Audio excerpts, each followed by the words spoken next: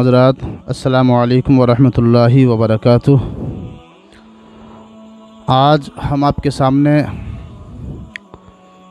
क़ुरान की एक वो आयत सिखाएंगे कि इंशाअल्लाह अगर आपने उसको अपने अमल में ले लिया और अगर आपने उसका विर्द करना शुरू कर दिया तो ये बहुत सारी चीज़ों में फ़ायदेमंद है, और ख़ास करके उन बच्चों के लिए जिन बच्चों की ज़ुबान तोतली रहती है, जिन बच्चों की ज़ुबान में लुक़नत रहती है, जो बच्चे सही तौर पर अल्फाज अदा नहीं कर पाते हैं, अल्फाज़ों की दुरुस्तगी नहीं कर पाते हैं, यानी जिनको कहते हैं कि उनकी ज़ुबान में बहुत ज़्यादा लुक़नत है।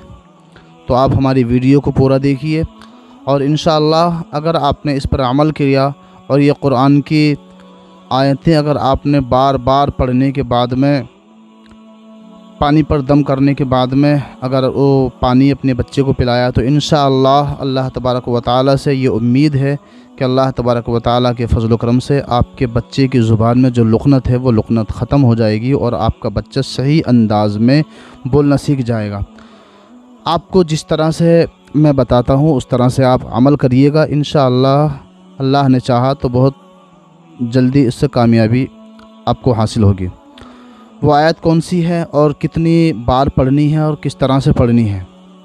क़ुरान के अंदर आप 16वां पारा निकालेंगे तो 16वें पारे में वो आयत है सूरह त्वाहा में, यानी जब 16वां पारा आधा हो जाता है, आधा होने के बाद में जब सूरह त्वाहा शुरू होती है तो सूरह त्वाहा में ही ये आयत है। सूरह त्वाहा का एक रुकू के बाद में क्या है वो आयत? क़ाल रब्बिश्रह ली सदरी वयस्सिर ली अमरी वहलुल उक़दतम मिन लिसानी यफ़क़हू क़ौली। आपको बस इतना पढ़ना है। ये हज़रत मूसा अला नबी अलैहिस्सलातु वस्सलाम ने अल्लाह तबारक व तआला की बारगाह में दुआ मांगी थी। जब हज़रत मूसा अलैहिस्सलाम ने जो बचपन का वक्त था तो आपने एक अंगारा ले लिया था और अंगारा लेने के बाद में आपने वो अपनी ज़ुबान पर रख लिया था, तो आपकी ज़ुबान में थोड़ी सी लुक़नत आ गई थी।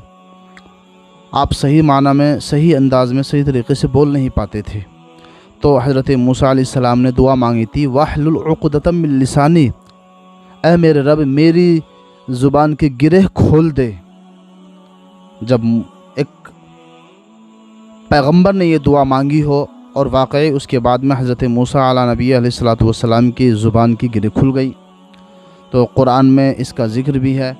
और पूरा वाक़या सुनाना मकसूद नहीं है, पूरा वाक़या मैं नहीं सुनाना चाहता, आपने बारहा सुना भी होगा, बचपन का वो वाक़या है, मैं उस तरफ ले जाना नहीं चाहता क्योंकि वीडियो बहुत बड़ी बन जाएगी। इसलिए ये आयत पढ़नी है क्या?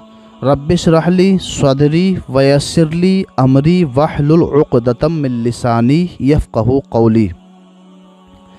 ये आयत यहाँ तक पढ़नी है और पढ़ने के बाद में आपको ताक़ अदद में, ताक़ अदद किसको बोलते हैं?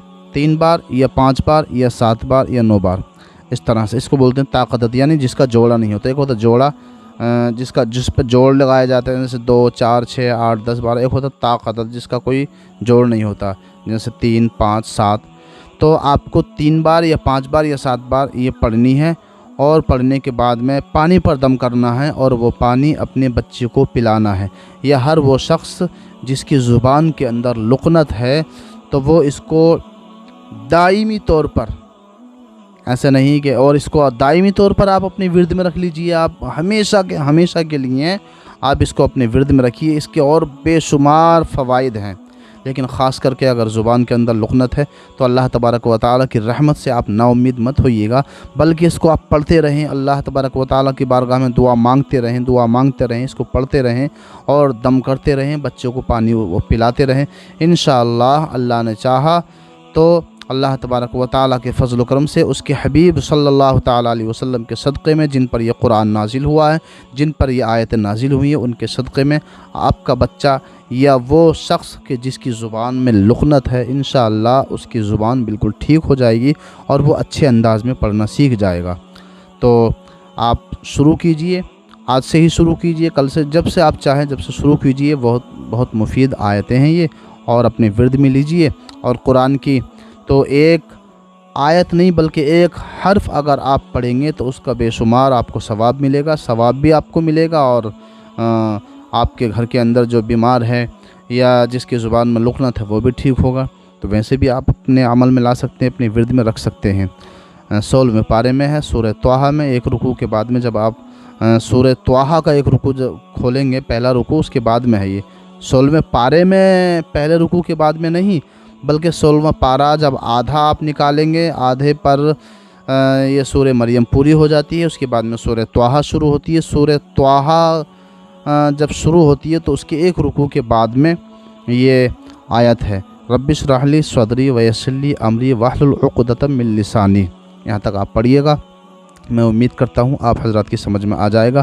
جن حضرات کی سمجھ میں نہیں آئے وہ کمنٹ بک میں مجھ سے اور پوچھ سکتے ہیں تاکہ میں ان کی اور ہیلپ کرنے کی کوشش کروں۔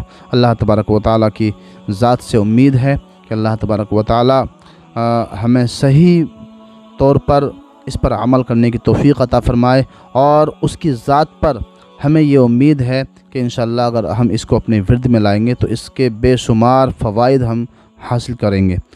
السلام علیکم ورحمۃ اللہ وبرکاتہ۔